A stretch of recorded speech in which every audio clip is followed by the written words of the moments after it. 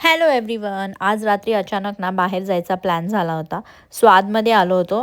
बऱ्याच ठिकाणची चौकशी करून बऱ्याच डिस्कशन नंतर आमचं स्वाद फायनल झालं होतं, कारण इकडची टेस्ट छान आहे. म्हणजे इतर बाकीच्या तुलनेमध्ये थाई वगैरे पण छान भेटते इकडे.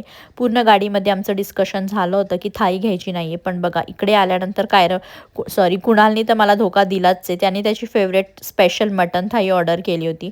आता थाईतले मेन्यू माझ्याकडून तर काही इतके संपत नाही, त्यामुळे मी थाई न ऑर्डर करता मटन भुना, रोटी आणि राईस ऑर्डर केला होता. त्यानंतर आम्ही घेतलं होतं प्रॉन्स कोळीवाडा पण खूप जास्त टेस्टी होते. पण मटन भुना जे होतं त्याची टेस्ट मला इतकी काही आवडली नाही. थोडीशी आंबट टेस्ट होती.